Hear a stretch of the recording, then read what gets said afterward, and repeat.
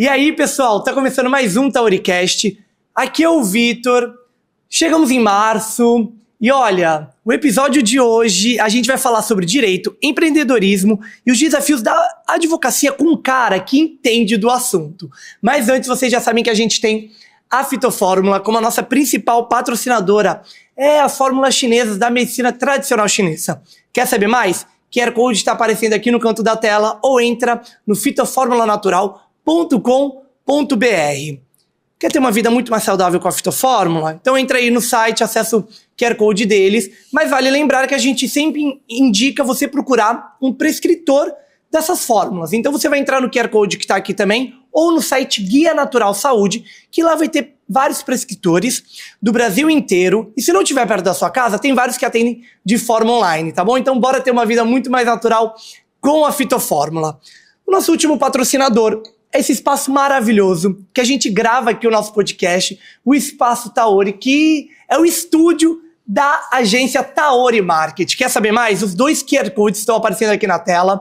O do espaço vai te levar diretamente para o site, aí você vai ver lá as formas que você pode montar o seu evento, seu podcast, sua aula, seu curso, a sua gravação em geral, aqui no Espaço Taori, tá bom? E o outro QR Code vai te levar para o Instagram da agência, e lá você vai poder conferir todos os serviços que a agência tem, vai poder conhecer a equipe, tem posts muito legais que todo mundo participa, tem meme também. Então, olha, se você quer entrar no mundo digital de vez, você precisa da Taori Marketing. Agora que eu falei todos os patrocinadores, bora para o nosso convidado, hein? Olha, ele é advogado, pós-graduado em Direito Empresarial pela FGV, com MBA em Finanças Corporativas. Além de atuar na área jurídica, ele também é empreendedor e autor do livro Manual do Advogado Empreendedor. Vamos descobrir como construir uma carreira sólida no direito com o doutor Felipe. E aí, doutor, tudo bem? Tudo bem, com você? Tudo bem, doutor. Vamos lá, eu tenho aqui uma mania até feia, eu digo, de errar o sobrenome. Aí você viu que eu não falei o seu. Me fala o seu sobrenome. É Nowell. Como? Nowell. Nowell. Sim. Ah, tá vendo que a gente estava aqui num debate, como é que falava e tudo mais. Eu imagino que o povo deve ficar assim, né? Perguntar como é que fala, erram né? Bastante. Ah, então. Olha, o meu também erram, que é o Leutz, né? Sim, ele é alemão, difícil. mas aí lá na Alemanha é Leutz, aqui a gente fala Leutz. Sim. Então o povo também erra bastante. Olha, então agora que a gente já sabe o seu sobrenome, bora começar. Eu gosto de começar com um clássico, Certo. tá? Me conta, o que fez tu escolher direito? O meu avô foi um grande ícone da advocacia santista e na época eu fiquei entre seguir os passos dele ou os passos do meu pai, né, que era engenheiro. Aí eu acabei tendenciando para advocacia. Mas aí ele falou assim, Felipe, direito ou não? Eles ficaram mais na deles? Não muito, né? Eu já ganhei um terno quando eu era né, criança, já ia no escritório do meu avô, isso daí foi tendenciando para eu seguir essa carreira. Entendi. Aí você fez direito aonde? Aqui em Santos mesmo ou não? Fiz da Unisantos. Sim. Bom, então temos aqui uma pessoa que, vamos dizer, teve uma influência ali do vô, né? Tive. Pra fazer Sim. direito. Agora, durante assim, a tua trajetória, em que momento tu percebeu que tinha que se especializar em direito empresarial? E por que direito empresarial?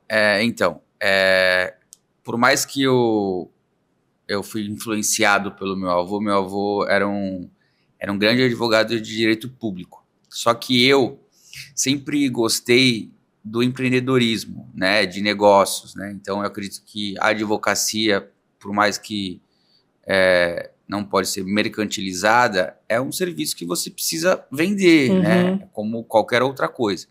Então, para eu ficar mais perto de negócios, para poder aplicar o direito a esses negócios, para poder dar uma robustez, uma segurança para esses empreendedores ou até criar negócios baseado no direito, foi que eu enveredei para o direito empresarial, mas na visão mais lato sensu, né, de você saber aquelas matérias que são atinentes ao dia a dia de uma empresa, né? Então tem direito do consumidor, tem uma parte de ambiental, tem a parte tributária, vamos ver... Entre isso tudo. Entre isso tudo, tem a parte societária também, né? Então eu acredito que o direito empresarial, ele acaba sendo multidisciplinar. Hoje, em qualquer área, na verdade, eu falo isso inclusive no meu livro, é que a gente não pode se enveredar só para uma área, né? Ficar ali encravado naquilo. A gente tem que cada vez mais buscar conhecimentos, às vezes até paralelos, que isso daí faz a gente expandir a nossa mente, a nossa visão. Na hora quando a gente vai aplicar os nossos conhecimentos técnicos daquela área, a gente consegue ir muito mais além. A gente não fica travado igual um cavalo, sabe? Olhando para aquilo. E aí, assim, se eu estiver errado, né? Você me corrige. Direito empresarial. A gente vê que muita gente, todo mundo agora quer ser empreendedor. Sim. Você acha que é uma boa área para quem fez direito, tá atuando agora, tá crescendo e tudo mais, mais gente está procurando advogado para entender melhor ali de empresa e tudo mais, de todos os problemas que pode, de repente, vir a ter jurídicos? Eu acredito que a assessoria contábil, jurídica ou de outras esferas, elas são muito necessárias, né? O porquê que eu digo isso? É mais fácil você evitar um perigo do que você remediar. Tem empresas que quebram porque não entendem de gestão financeira, ou tem empresas que quebram porque não tomam cuidado num assunto específico que talvez um advogado ali poderia ajudar. Então, é mais fácil você ter essa assessoria desde o começo do que você viver apagando fogo, né? Tanto financeiro quanto jurídico e tudo mais, o que pode levar muitas empresas, na verdade, à falência, né? Você não cresce de uma forma estruturada, de uma forma limpa, certa, né? Você cresce bagunçada, ao ponto de qualquer coisa poder te sucumbir. Entendi. E aí agora me fala como é que após o MBA em Finanças Corporativas impactam na tua atuação como advogado, assim, bem direto? Quando eu escrevi o livro, eu ainda não tinha feito esse MBA, né? Mas é o que eu falo, a gente tem que entender de diversas áreas. O marketing também, porque a gente pode ser o melhor advogado do mundo. Se não tiver um cliente, a gente não tem nada, né? E ao mesmo tempo também, se você não tiver o lead, você também não consegue vender, né? Então, e se você tem um escritório, você não entende nada de administração, você pode quebrar o seu próprio negócio. Se você não entende sobre finanças, a mesma coisa, né? Como você vai precificar o seu produto, né? Como você vai, talvez, pensar no seu próximo lucro, né? Para poder fazer ali uma margem e tal. Então, são conceitos muito importantes. Hoje, depois desse MBA que eu tive, é mais fácil de você gerenciar o seu negócio, né? De você assumir alguns riscos mais controlados. Porque quando a gente cresce, a gente precisa tomar certos riscos, a gente precisa tomar certos créditos, né? A gente vai colocar o dinheiro primeiro. Então, quando a gente fala em finanças, isso é muito importante, né? Probabilidade, né? Então, como que a gente vai atuar? A gente precisa de fluxo de caixa, a gente precisa de caixa, como que entendeu? Como que vai ser esse investimento, quais são os meus produtos jurídicos, o que dá mais retorno, menos retorno, aonde eu vou investir meu tempo e o meu dinheiro. Entendi, perfeito. Eu ia falar depois, mas eu já vou falar sobre o livro. Sim. Tá? Mas antes, vocês sabem que podcast tem uma licenciatura poética para mim parar e tudo mais, né? Então, sabe o que eu vou pedir? Caio, por favor, liga depois o relógio pra mim, porque a gente esqueceu de ligar. Eu tô marcando aqui no meu relógio, eu vou me perder. Se deixar, doutor, a gente vai, viu? A gente vai longe. Bom, vamos falar do seu livro, por favor. Manual do Advogado Empreendedor. Vou abrir ele. Pode abrir, tá bom? É seu. É meu. Vocês estão vendo isso? Tá em qual câmera, Caio? Essa aqui, vocês estão vendo isso? Ainda ganhei o livro do doutor. Muito obrigado, viu? Vou ler e depois eu deixo aqui no cenário do Tauricast, né? Por favor. E aí me explica por que escrever um livro, como é que foi escrever um livro, porque eu como jornalista vou falar pra você, eu acredito que escrever um livro não deve ser fácil. Não foi fácil, mas ao mesmo tempo ele saiu tão natural que ele acabou sendo rápido. Por quê? Como que foi? Eu conheço muita gente, eu faço muito networking, só que eu não sou tão engajado em algumas situações, ou não era, né?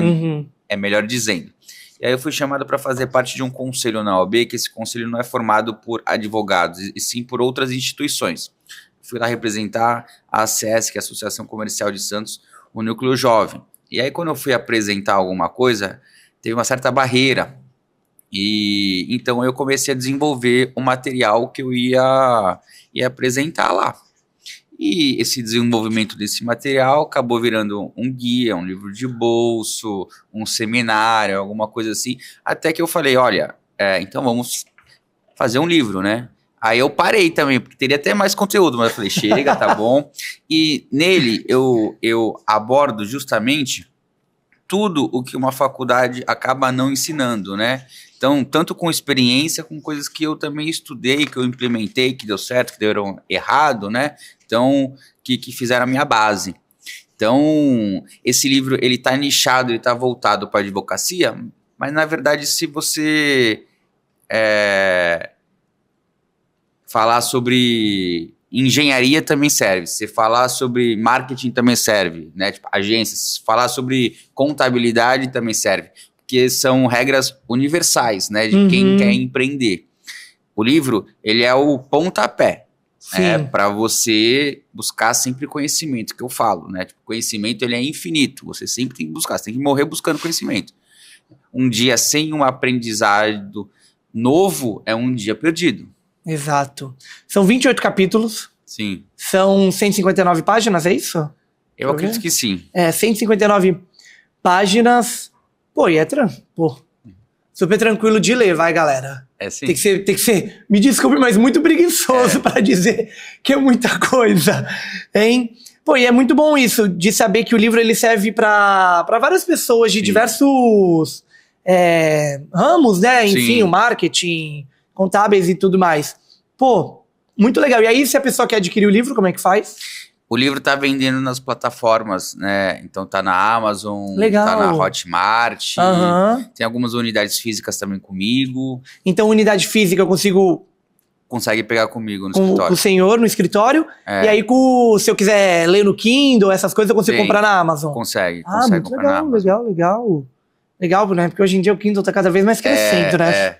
Eu sou ainda dessa vibe, Mas também tem o livro físico na Amazon também. Ah, legal, pra comprar.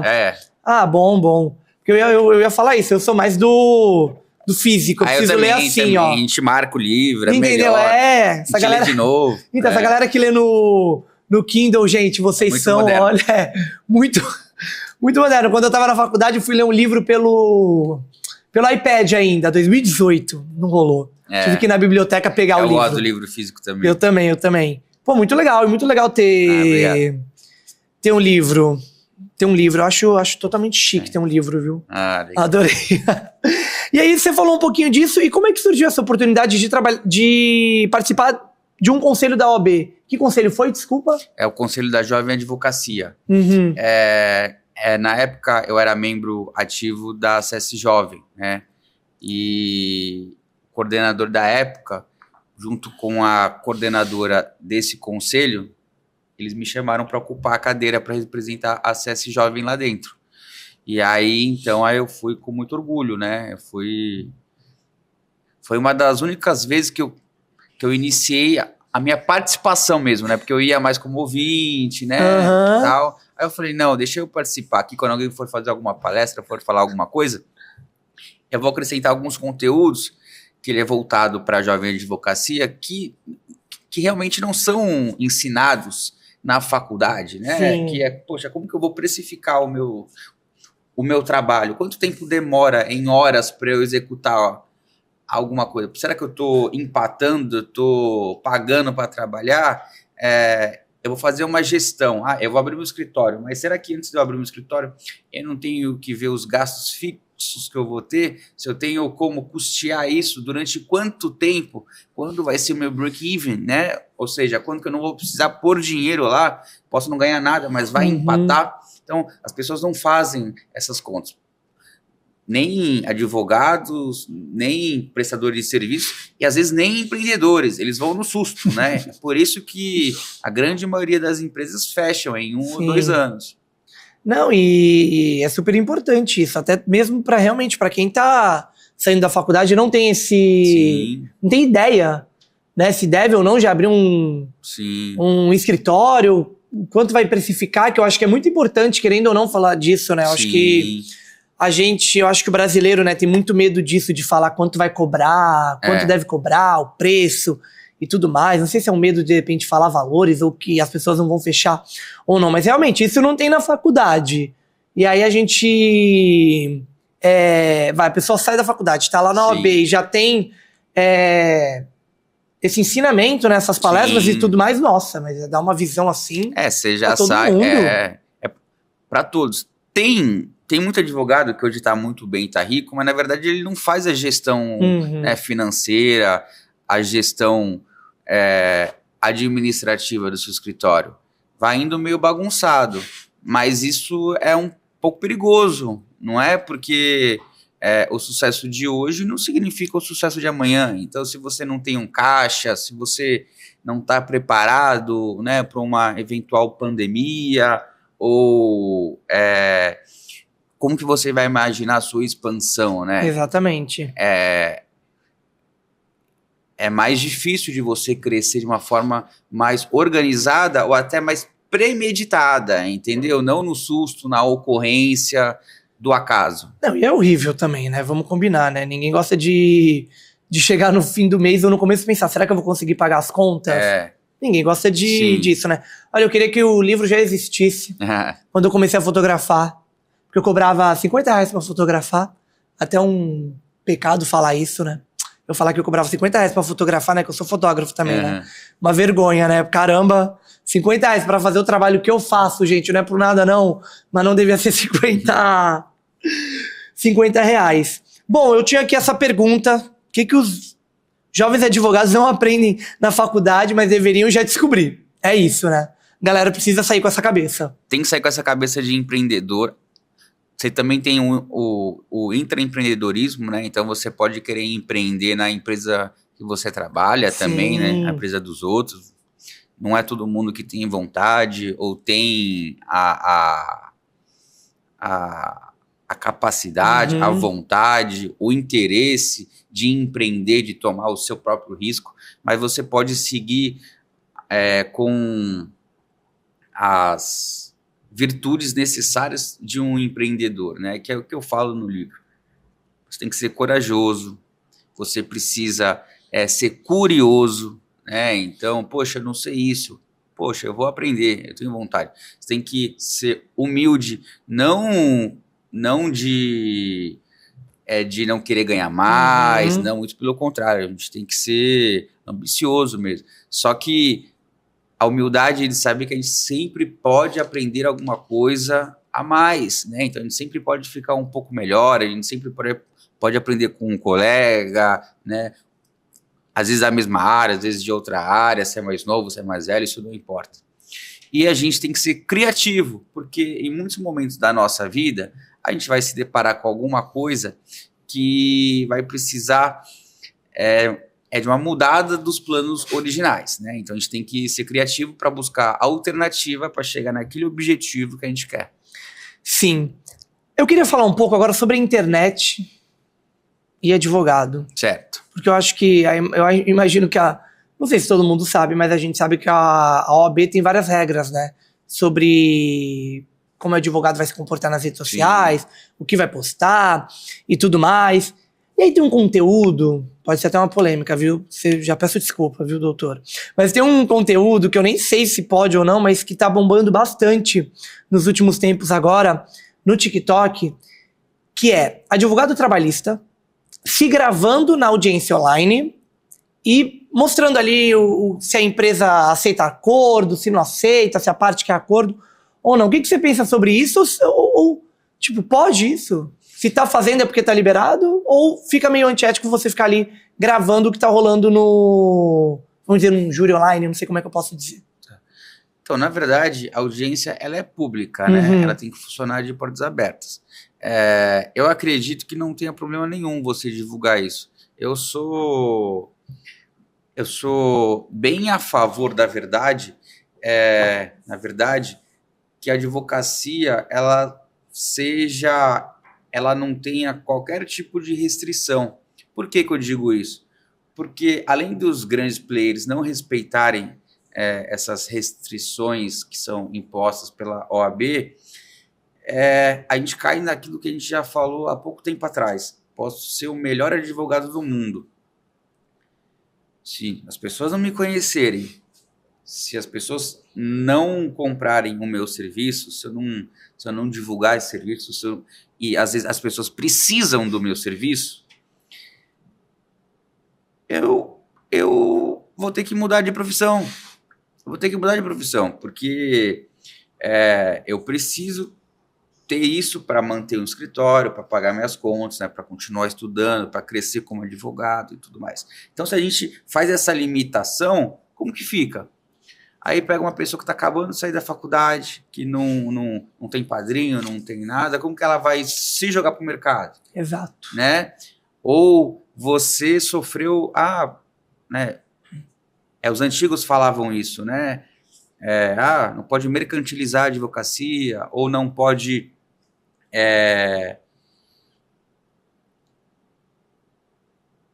fazer com que as pessoas busquem o judiciário o tempo todo. Eu até concordo, mas com uma certa limitação, porque eu estou vendendo um serviço. Querendo ou não, é uma venda de um serviço. É uma venda de um serviço, né? Então, assim, eu acredito que a gente não deveria sofrer essa restrição. Uhum. Hoje em dia, você falou da internet, né? A gente tem algumas... até falo bem basicamente isso no meu livro, né? Porque, como eu disse, né? Eu sou empreendedor e sou advogado. Eu não sou do marketing, não sou das finanças, nem nada. Então, eu vou até certo ponto para a pessoa sempre buscar mais conhecimento mesmo. Aí vai da pessoa, né, ser engajada e querer sempre buscar. Mas a OAB não permite um marketing direto, né? Aquele que você fisga mesmo lá a pessoa. Só que na internet, nas redes de pesquisas, é a pessoa que vai até nós, né? Então ela já tinha o interesse de fazer a busca lá. Então você consegue fazer um tráfego pago, você consegue ser mais vendedor, mais direto. Mas eu também acredito muito na venda indireta, seja no networking, que eu não tenho dúvidas, o próprio networking já me levou para lugares que talvez o melhor diploma não me levaria, mas também eu acredito muito que a gente tem que ir aos pouquinhos quebrando essa barreira do digital ou da venda mesmo, tipo, direta, sabe, assim, de chegar em você e falar, olha, isso aconteceu com você, vai buscar seus direitos mesmo, entendeu? Porque você tem esse direito, ele foi violado, ou ele tá para ser violado, ou ele não foi, mas você tem o direito sobre aquilo, entendeu? Então, assim, ninguém tá inventando alguma coisa, ninguém tá mentindo para você, não, tá mostrando algo que você tem e que você precisa de alguém para chegar até esse resultado. E é aquilo, né? Cada vez mais a internet, o digital, enfim, chega para ficar. Acho que depois, então, da pandemia, sim, deu até mais um boom, assim, sim, né? Então, não tem jeito. Acho que é uma coisa que vai estar aí agora pro resto da vida. Acho que não tem o que fazer. E aí, no início dessa conversa que a gente estava falando, eu acho que é aquilo. Quem não é visto não é lembrado. Acho que tem um pouco disso. Então, querendo ou não, tem que se vender, entendeu? Tem que se vender de alguma forma. Né? Vai seguir as regras, enfim, vai ter que seguir, mas se vende de alguma forma. Né? E eu acho que tem que ser assim. Às vezes, até uma foto que você tira de terno, ou algum comentário que você faz, eu já tive pessoas que vieram ao meu escritório que eu nem imaginei que pudessem se tornar um cliente, alguma coisa assim, porque não era do meu ciclo ali, mas viram alguma coisa, ou você interagiu com eles em algum momento da sua vida, aquilo marcou, quando ele precisou, ele lembrou de você. Então, querendo ou não, a gente está se vendendo o tempo todo. Sim. Isso daí eu falo no livro, mas é uma coisa que eu não acreditava no passado, que agora eu acredito. Por mais que exista a pessoa empreendedora, a pessoa profissional e a pessoa social, tá tudo junto. Tá tudo junto, né? Ainda mais para quem acaba lhe vendo, né? Então você tem que tomar cuidado com os lugares que você frequenta, você tem que escolher bem o seu ambiente como um todo, né? Quem são as pessoas que você tá interagindo, as coisas que você está fazendo, porque tudo isso daí vai acabar influenciando na sua carreira. Exatamente. E aí agora a gente também já vai para para essa pergunta que eu acho que acho que todo mundo que empreende escuta, né? Quais os principais desafios de um advogado querer empreender no Brasil? Tá. Olha, eu acredito que é o seguinte, o maior desafio de todos, eu vou pegar o advogado como um prestador de serviço, tá? Ou como prestador de serviço, né? Como alguém que aprende uma coisa mais intelectual. Sim. Você, em nenhum momento da sua vida, da sua carreira, dos seus estudos, você se imaginou como um empreendedor, como vendedor, né? É até uma coisa meio feia falar que você é vendedor. Aí cai naquilo. Então, o maior desafio é como que eu vou vender os conhecimentos que eu tenho? Como que eu vou fazer as pessoas me enxergarem de uma outra maneira, né? Como que eu vou quebrar aquela barreira do Felipe de bermuda para o Felipe de terno, né? Como que eu vou agir, né? Tipo, vou juntar esses ambientes. Se eu tiver o meu escritório aqui, como que eu vou gerenciar? O quanto que eu vou guardar, o quanto que eu vou investir, como que eu planejo o meu crescimento? Então, são essas coisas que eu até falo no livro mesmo, né? Tipo, o livro é o início da caminhada, né? Não é o final. Que é para você saber, são 28 capítulos, porque são 28 assuntos que você tem que saber. Você tem que cada vez ir mais, entendeu? Você tem que entender um pouco de finanças, você vai morrer pagando conta. Se você não sabe administrar uma casa, você não sabe administrar o escritório, você não sabe administrar uma cidade, você não sabe administrar um bairro. Se você não sabe nada de investimento, você vai ter que trabalhar até o último dia da sua vida, né? Então, são coisas, você não sabe fazer uma gestão de pessoas, você não sabe fazer uma gestão de um funcionário só.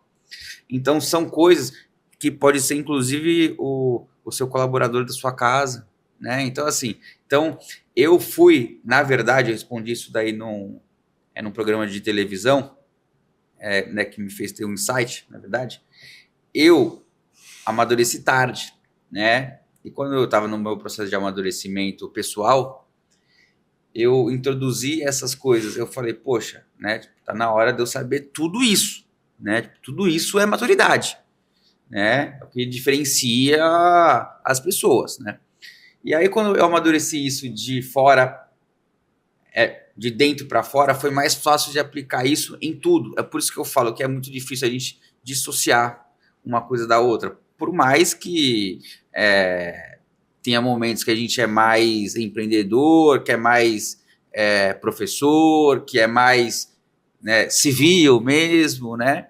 Mas eu acredito que é tudo uma coisa só. Então, tudo que a gente vai agregando, eu falo que conhecimento, né, ou vivência, experiência, que é muito importante. Tem pessoas que têm medo de sair, né, de tomar risco. Risco, às vezes, é você sair para o mercado de trabalho, é você trabalhar, você dar a cara ao tapa, né? Poxa, você pode fazer uma coisa que seja o maior sucesso, mas você pode fazer uma coisa que é fracasso. E geralmente o sucesso são vários fracassos juntos. Então tem pessoas que não têm ou ainda não conseguiram criar conforto nesse desconforto, né?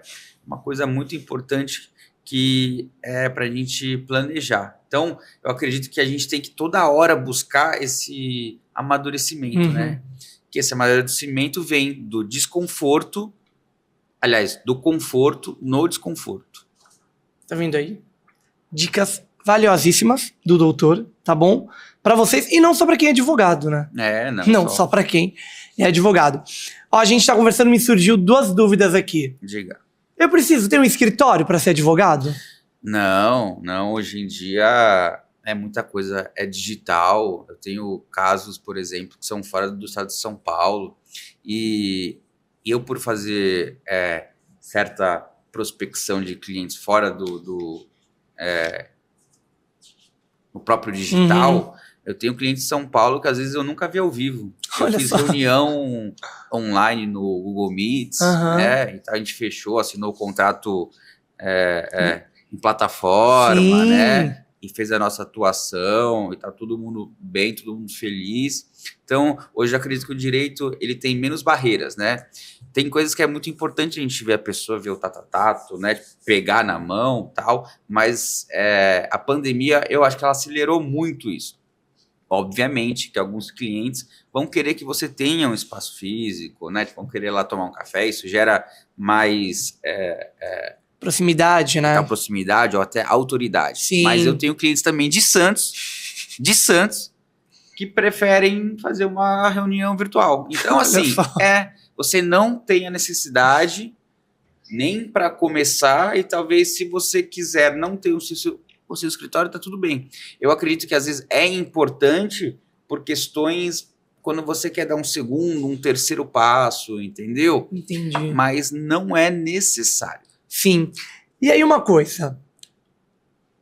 O doutor Felipe, de terno, quando ele tá de terno, às vezes ele é o doutor Felipe do pessoal e o doutor Felipe, quando tá de bermuda, ele às vezes é um pouco também advogado? Olha, eu digo que eu sou um advogado um pouco diferente. Por que eu digo isso? Porque é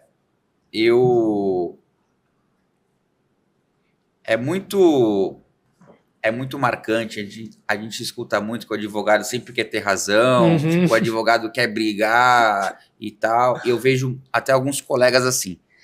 Eu uso o direito como um instrumento de resolução de conflito, na verdade, né? Ou para trazer segurança. Então, a minha visão, ela é outra. Ela é mais como empreendedor, entendeu? Ali está como um prestador de serviço que está prestando um serviço que você necessita. Eu estou entregando um resultado para você. Então, eu saio um pouco daquela vertente tradicional. Mas, ao mesmo tempo, é muito difícil você dissociar. E, ao mesmo tempo, também, é muito diferente você ver uma pessoa de terno, gravata e tudo mais, você vê ele de bermuda, de camisa ou camiseta, um tênis ou um chinelo, né?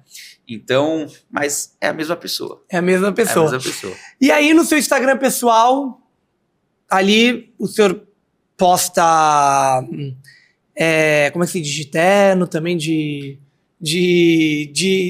na vida pessoal também, né? De Sim. Camisa e shorts. Aí não tem problema, né? Não tem. Até porque o advogado tem uma vida, né? Vamos combinar também.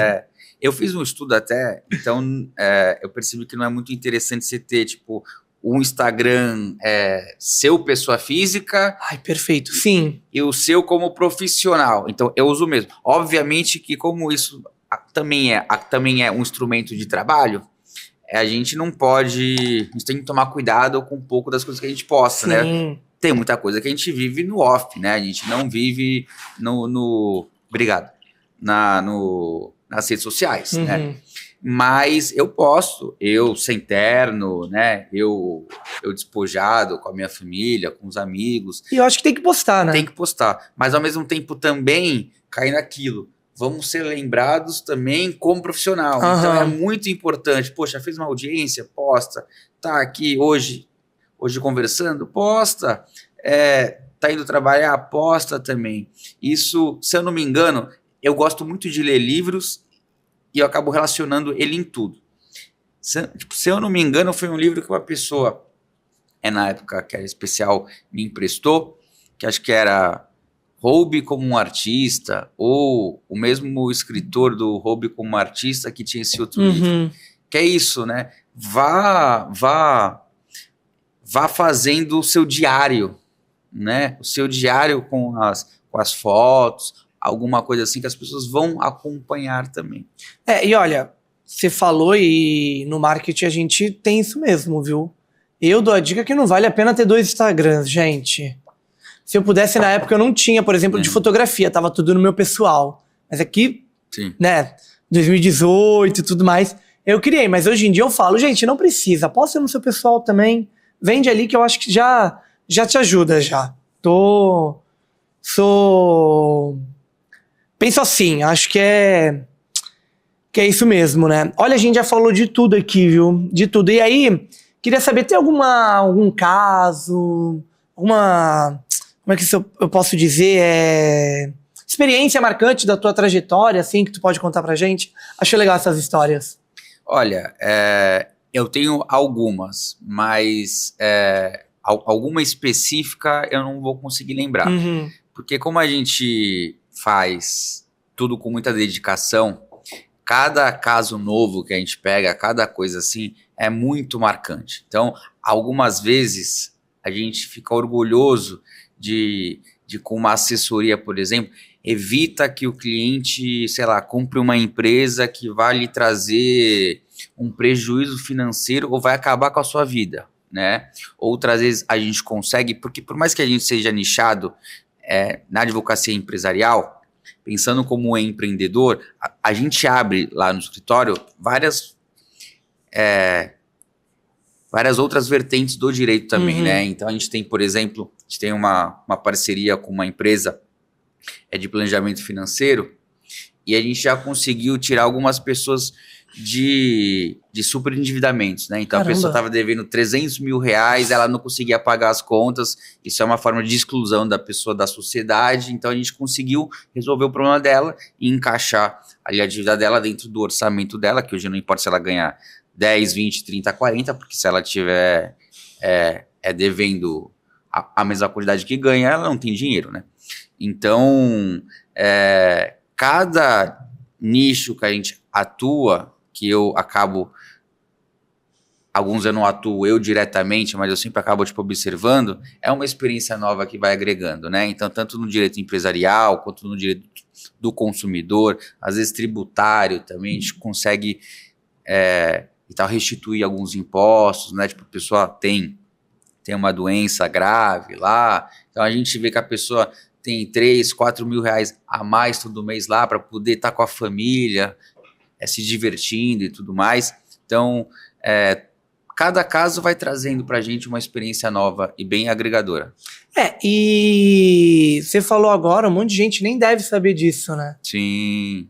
Que pode ter, ou como resolver a vida financeira, de repente, né? Caramba, você falou, você foi falando, eu fiquei pensando nisso. A gente não sabe de um monte de coisa. Isso daí, eu vou até ter um pouco de tato para falar, mas assim, isso do superendividamento, até uma coisa muito engraçada, né? Tipo, engraçada, mas trágica ao mesmo tempo. É uma lei nova, tá? E em São Paulo, por ser capital, está um pouco mais difundida. Mas aqui, em algumas ações, eu já vi tipo juiz que parece desconhecer essa lei, né? Então, isso é o estranho do direito. A gente tem que sempre estar estudando, a gente tem que sempre estar correndo atrás. Não importa se a gente é especialista naquilo, se a gente é juiz, se a gente é advogado. É muito legal a gente abrir esse leque para a gente conseguir entender. Perfeito. Agora a gente vai fazer um jogo, tá? Tá. Fazer um jogo, preparei aqui. E preparei um jogo mais tranquilo, né? Porque quem conhece sabe que às vezes eu faço uns jogos meio malucos. Tá. Aí eu falei que não, né? Hoje com o doutor aqui eu ia fazer uma coisa mais tranquila. Vamos lá, o nome do jogo é Resposta em 1 Minuto. Eu te faço uma pergunta, tu responde da forma, vamos dizer, mais simples, assim, que a galera vai, de repente, entender e mais rápida, tá bom?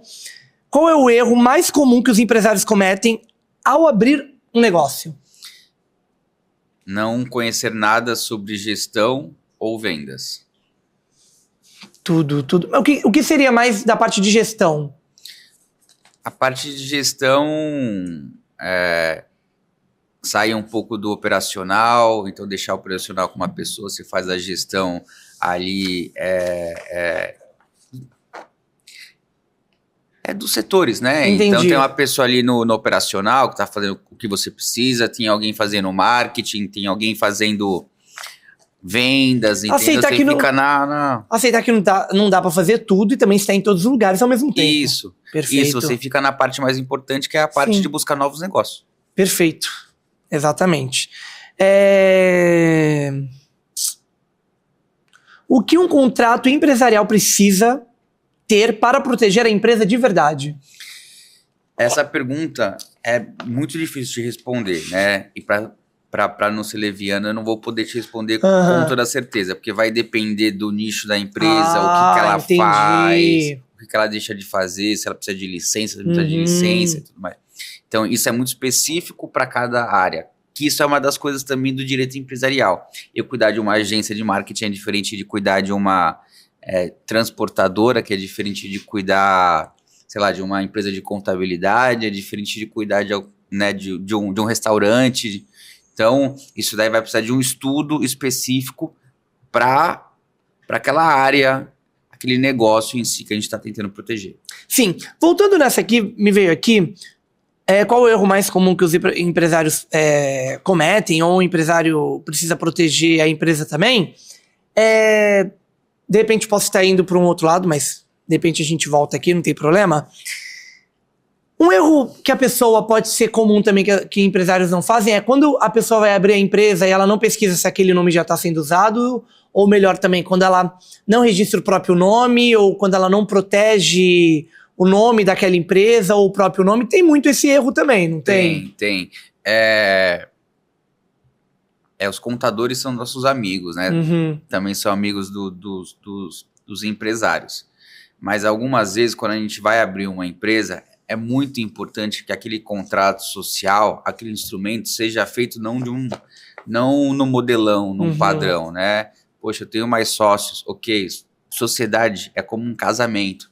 Então vamos planejar, porque casamento pode não dar certo, né? Então como que vai ser o investimento, o desinvestimento, ou então vamos planejar qual vai ser a atuação de cada um, né? Ou se der muito ruim entre nós dois, como que a gente vai fazer para resolver essa questão? Então, esses dois instrumentos, por exemplo, eles são muito importantes para os próprios sócios, né? Que é o contrato social, o acordo dos sócios, né? Que são instrumentos que eu já fiz para algumas empresas, que isso daí é bom que delimita a situação deles, né? Então, sai daquela coisa basicona, modelona, para uma coisa muito mais específica que atende ali os interesses. E doutor, um sócio manda mais que o outro? Dependendo de quantas porcentagens tem na empresa, ou isso não tem nada a ver? Então, aí isso daí vai depender do contrato social. Entendi. E do acordo dos sócios. A princípio,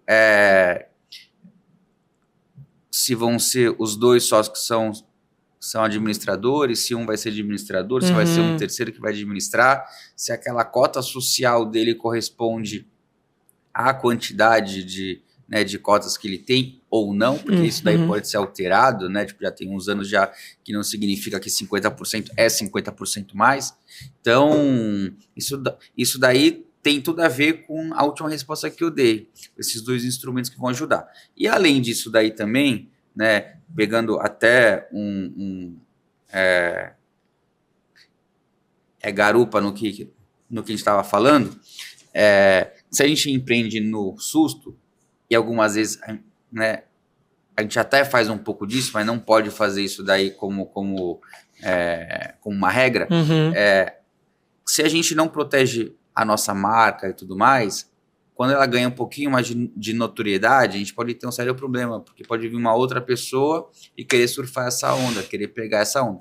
E aí, Felipe, mas tem como resolver isso daí judicialmente? Tem. Só que vai ser caro, vai ser moroso e pode ser que você ainda tome chumbo, porque toda decisão não é 100% de certeza, né? Nunca um advogado pode chegar para você e pode te prometer alguma coisa, porque ele pode entregar o melhor do direito, mas existe uma interpretação, né? Então, às vezes existe mais de uma interpretação, por isso que existe recurso, mas então é melhor desde o começo, de forma preventiva, a gente já tomar cuidado com algumas coisas e registrar a nossa marca, por exemplo.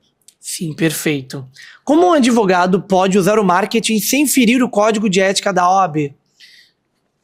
Para ser basicão, ele pode ser muito informativo, né? Ele faz um vídeo, ele pode fazer a sua landing page ou usar a estratégia SEO, né? Que é muito mais complexa, mas você não tem que ficar pondo dinheiro lá todos os meses para fazer os leads. Acredito que seja um pouco mais dessa forma. Se vender, pode ser com uma foto, pode ser com um vídeo, pode ser participando de reuniões e tal. Networking, né? Então ele tem que estar o tempo inteiro se vendendo um pouco. Sim, tem tanto... E falando em networking, tem tanta... Como é que eu posso falar? Tem tantos encontros, né, Sim, pelo Brasil. É tão bom, né? Congresso, enfim, bom também, né? bom. Eu acredito que você não tem que ficar preso na sua área. Mas o congresso, por exemplo, ele vai te dar autoridade, né? Então, é bom você ir nichando, né? Por mais que você possa até atuar de uma forma mais generalista, ou ter no seu escritório outros advogados que façam outras coisas, mas é muito importante também que você galgue esse caminho da especialidade. Sim, e aparecer, por exemplo, vir num podcast. Exatamente, exatamente. Olha, aqui tem um também que é bom também para essa galera. Como um advogado pode se diferenciar no mercado sem precisar abaixar os honorários? Ele tem que criar autoridade, né? Porque a partir do momento que você vende valor, você deixa de brigar por autoridade. E como você vende valor, né? A forma como você se posiciona, a forma como você conversa, como você interage, como você se veste, onde você está inserido. Então, o seu ambiente. Então, são questões que, se a gente for parar para pensar, tudo acaba refletindo, inclusive na autoridade, que vai chegar não no preço, né, e sim no valor do seu trabalho. Perfeito. Olha, estamos chegando ao fim do nosso episódio, e aí, para a gente encerrar, tem um aqui. Se você pudesse dar um conselho para os advogados recém-formados, qual seria? O meu conselho é livro do doutor. Brincadeira, doutor.